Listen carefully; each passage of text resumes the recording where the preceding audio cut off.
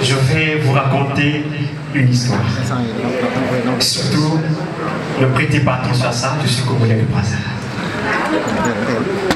Alors, cette histoire est celle d'une belle dame qui, malheureusement, n'a jamais eu la chance d'être sur le banc de l'école comme les deux autres. La dame a souffert durant toute sa vie. Malgré sa souffrance et son illettré, elle a trouvé un moyen de subvenir à ses besoins. Avec ses enfants, abandonnée à elle-même,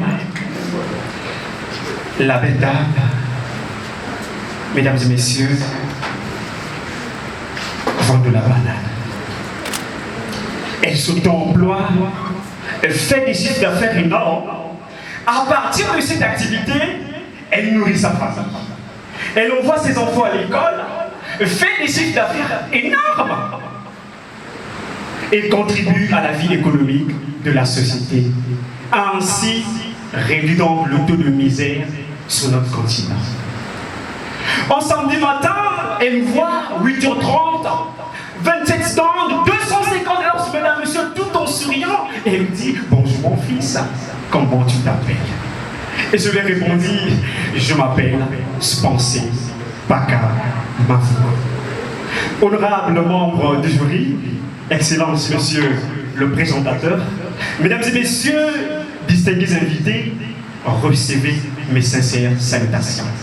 Et tout en sachant que vous êtes magnifiques ce matin. Oui, vous êtes magnifiques. En effet, honorable membre du jury, et cette dame-là est déclarée actrice du secteur informel. D'où le secteur informel, frein ou moteur du développement en Afrique. D'après le contrôle des registres de nos États, ce sont donc ces secteurs non déclarés qu'on appelle secteur informel. Non pas du fait de ces acteurs, mais du fait de nos autorités africaines. De l'autre côté, nous avons le secteur formel, donc le secteur déclaré, des entreprises qui ont à leur disposition des registres de commerce, le linéaire et tout ce qui va avec, et qui bénéficient également du financement des banques locaux économiques. Pendant ce temps, il y a une bonne partie de nos citoyens et qui sont des auto-employeurs et qui contribuent à la vie économique de nos États à la hauteur de plus de 60% moyennant, mais qui malheureusement échappent au pays du monde du contrôle de nos États. Et comment est-ce que nous en sommes arrivés?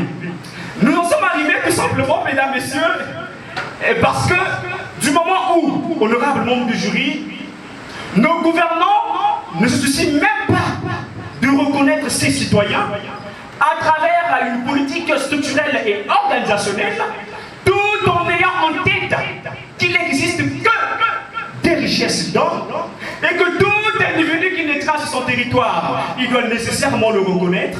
On se pose la question de savoir c'est qui le perdant. Ah mais oui, c'est qui le perdant. Et pour répondre à la question c'est qui le perdant, le résultat c'est que la belle dame qui vend de la banane à Colobane par exemple, vit pleinement sa vie. Elle envoie ses enfants à l'école. Elle fait des chiffres d'affaires énormes de 300 400 000 francs le jour et qui échappe à l'État. Mais c'est l'État qui perd, mesdames et messieurs. C'est l'État qui perd. Alors, chaleureux public, n'ayez pas peur. Je redis, n'ayez pas peur. Pensez-vous que c'est de la faute de ces citoyens? Honorable membre du jury, monsieur le directeur général, confirmez-vous que c'est de la faute de ces derniers? Ah oui, vous avez la parole.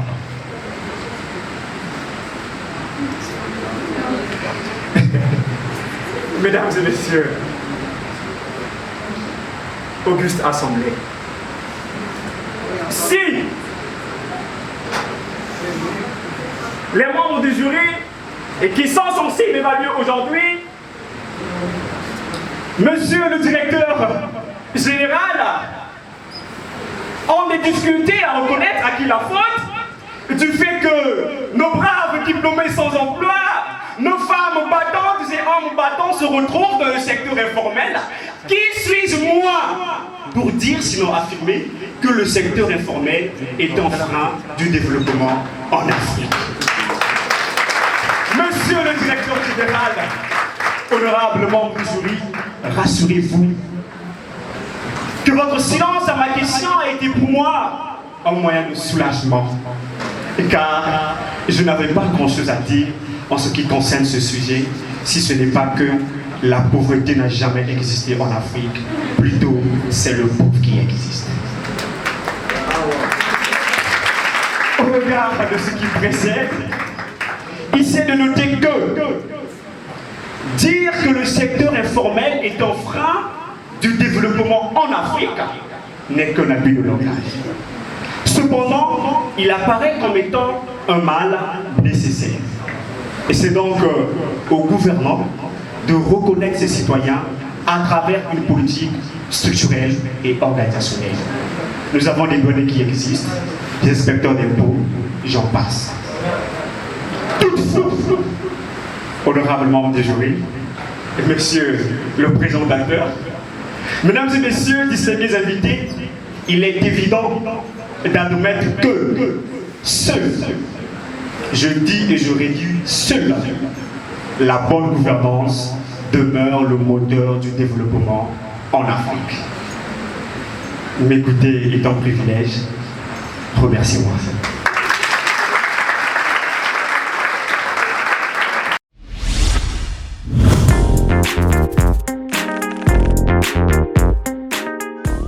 Au printemps de mon âge, la vie m'a arraché mes deux sources de vie.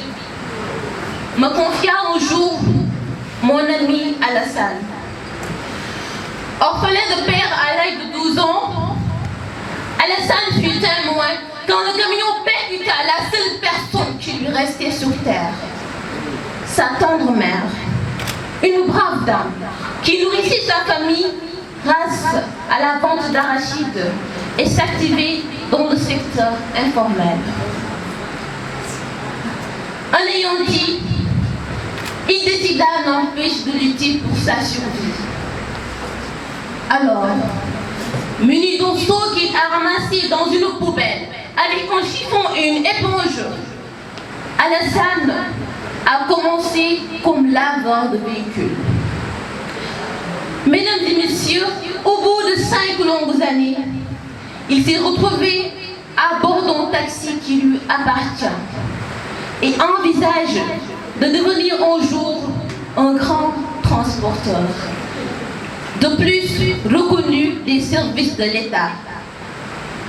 Le secteur informel est loin d'être sans importance. Monsieur le directeur général, Madame la directrice des études, honorable professeur, distingués membres du jury, chers camarades étudiants, bonjour. Je réponds au nom de Aminatou Bintou Wahbin Aïdara, étudiante en licence 2 en banque finance assurance. Je ne pourrais exprimer à bien le ressenti qui m'anime aujourd'hui devant cette auguste assemblée, embellie par les couleurs d'un Sud-Afrique, le rouge de la combativité et le bleu de l'excellence.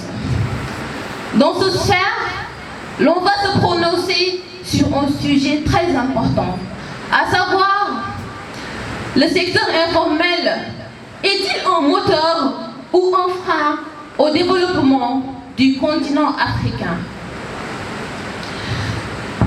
Comme presque partout à travers le monde, dans toutes les sociétés qui tardent encore à trouver leur place dans le concert des grandes nations, le secteur informel occupe une place imposante dans la vie active, notamment dans le monde du travail.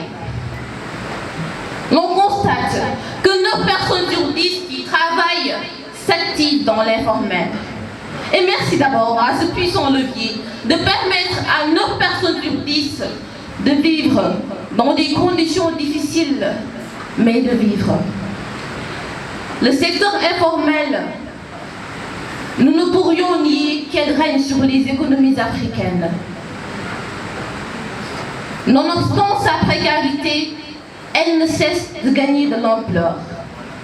Si pour certains, il s'agit d'un obstacle, voire d'une menace, pour d'autres, il s'agit d'une opportunité, un facteur incontournable de développement. Notamment appelé le marché noir, ou le secteur, ou le marché de la débrouillardise, le secteur informel ne paye pas de taxes généralement, mais paye une contribution journalière à l'administration locale du marché. L'on voit souvent un jeune qui grandit dans la campagne avec peu de moyens pour étudier, mais finit par réussir à merveille dans le secteur formel. L'autre qui a l'école à sa portée dans le milieu urbain, avec l'obtention de tous ses diplômes, se retrouve honorable membre du jury dans l'informel.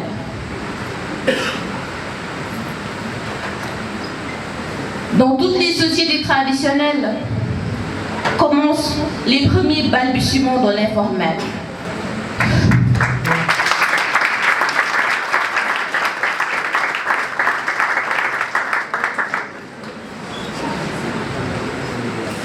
Cela paraît paradoxal, mais il est clair que le secteur informel, mis à part le fait de toucher l'économie, a une profondeur et des sous-bassements sociologiques qui doivent être analysés pour nous permettre de mieux saisir toute la question la concernant véritablement. Alors, rendre l'administration plus souple, plus flexible et porter vers des facilitations peut aider le secteur informel à se formaliser. Et c'est comme si ceux qui s'y activent refusent de couper le cordon ombilical, les liens avec un passé lointain. Le secteur formel a une valeur et une reconnaissance juridique, une traçabilité qui exige une certaine transparence. L'informel, quant à lui, reste très en phase avec un système et un modèle d'organisation traditionnel, archaïque et très loin de l'ère des temps modernes. Mesdames et messieurs, ne sommes-nous pas arrivés à un stade où nos États doivent penser à formaliser le secteur informel? Ce serait une tâche difficile, voire impossible, me dirait-on. Mais je demeure convaincue qu'il faut un brin d'audace. Une audace mesurée, calculée, réfléchie et intelligente pour booster l'économie des pays tels que les nôtres. Cette appellation du secteur informel, parfois, cela me met mal à l'aise. Parce que quand on appelle le secteur informel, c'est pour dire quoi? La bonne dame qui vend de la banane, qui s'auto-emploie et fait des richesses énormes et inscrit ou inclus dans le secteur informel. La vraie question est celle-ci. Pourquoi nous en sommes arrivés là? Nous en sommes arrivés là parce que l'histoire ressemble à ceci. C'est comme un monsieur qui enceinte une dame et refuse la paternité. C'est la même chose dans nos États africains. Du moment où il ne reconnaît pas les acteurs du secteur informel, du fait parce qu'ils s'activent dans un cadre qui ne respecte pas les valeurs de l'État, je demeure convaincue que pour avancer, il faudra que nos États aident le secteur informel. Certes, impossible est de rendre ou de formaliser la quasi-totalité des acteurs du secteur informel, mais possible est d'exhorter la majorité à opérer dans la légalité et à se former. Le temps nous est compté. Nous voilà donc parvenus au bout de notre raisonnement. Je m'en vais alors retourner au silence. Mais n'oublions jamais ceci, mesdames et messieurs, et nous les leaders de demain. Si l'on veut propulser notre continent en avant et lutter contre le cataclysme économique, c'est-à-dire le bouleversement de l'économie, c'est le moment ou jamais de passer à l'action. Parfois, il suffit juste d'avoir la foi et de croire en soi pour assurer la relève. Charmante assemblée, merci de votre aimable attention.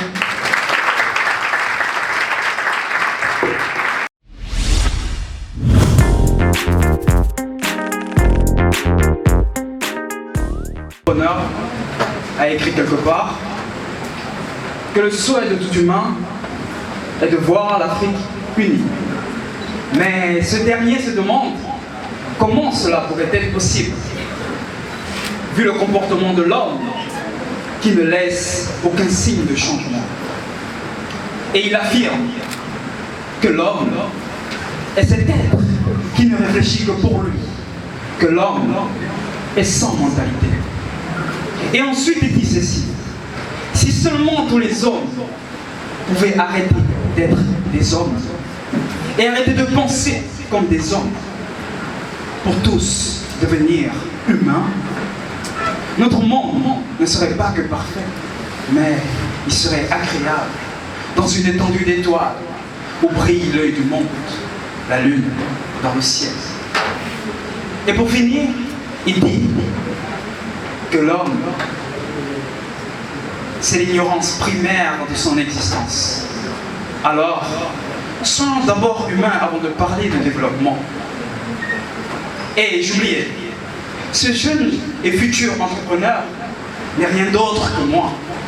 Un peu d'art dans notre parler, je vous assure, ne fera aucun mal. Mesdames et messieurs,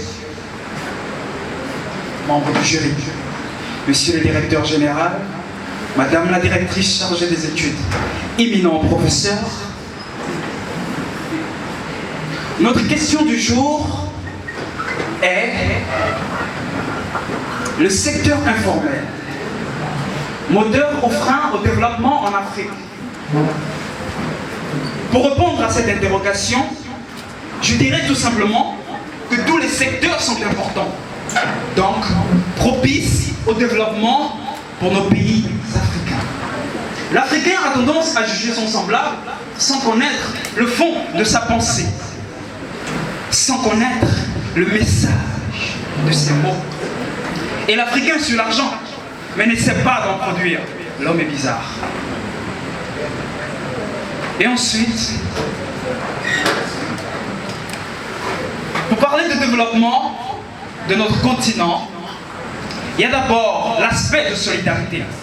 Sans la solidarité, nos nations ne pourront jamais traiter affaire. Et voici là le premier problème.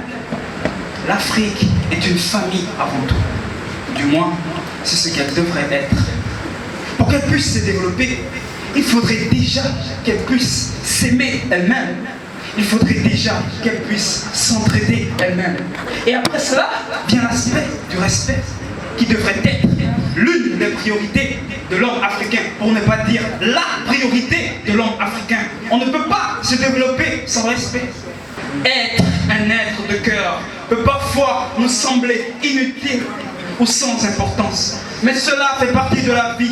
Donc, le respect de tout et de toute chose est essentiel pour l'avenir. Voilà.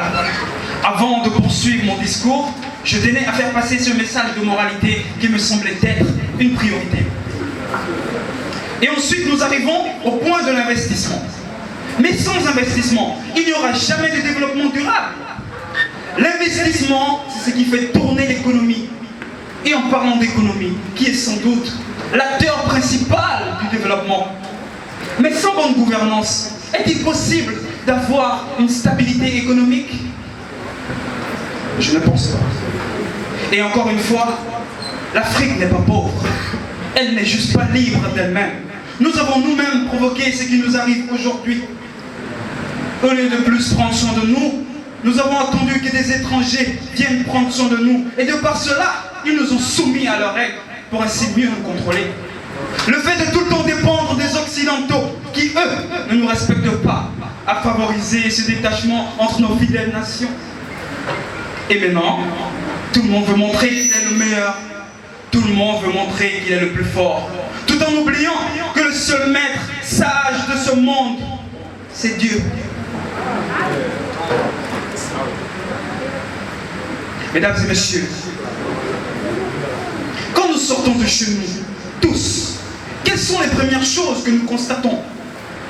La dégradation des routes, des paysages qui ne façonnent personne, des canalisations de dernière génération, d'ancienne génération je peux dire, des ordures en bordure de route, partout dans les villes et même dans les quartiers les plus riches, il existe un point affreux. Des odeurs nauséabondes qui nous frappent à des kilomètres. La question suivante est, à qui la faute? Mesdames et messieurs, la vie est ainsi faite. Il y a le riche, il y a le moins riche, il y a le pauvre. Et plus loin, il y a cet être qui se démerde chaque jour pour être. Supposons que nous réussissons à obtenir des routes modernes, accompagnées de bonnes canalisations. Mais cela n'empêchera personne de commettre les mêmes délits. Parce que nous sommes coincés dans notre mentalité. Notre paresse mentale est un fléau auquel nous nous devons tous de travailler.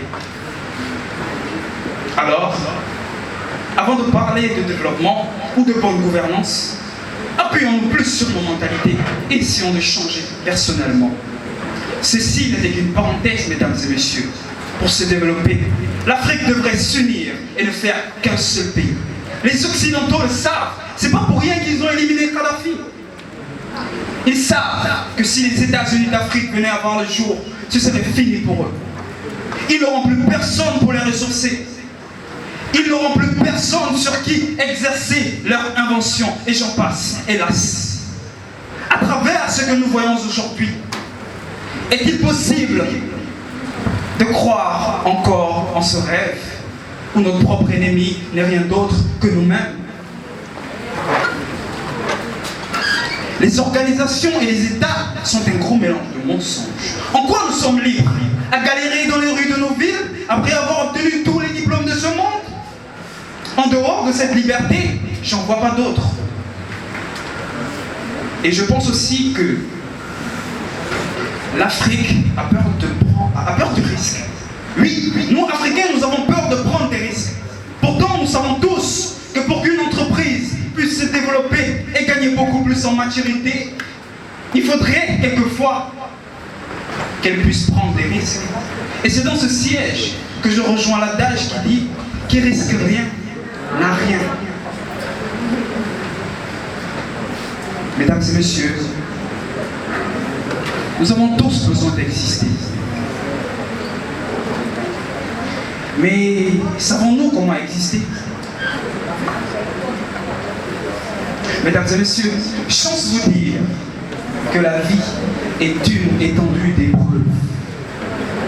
Alors, unissons nos forces et combattons le monde pour être le monde. Je vous remercie.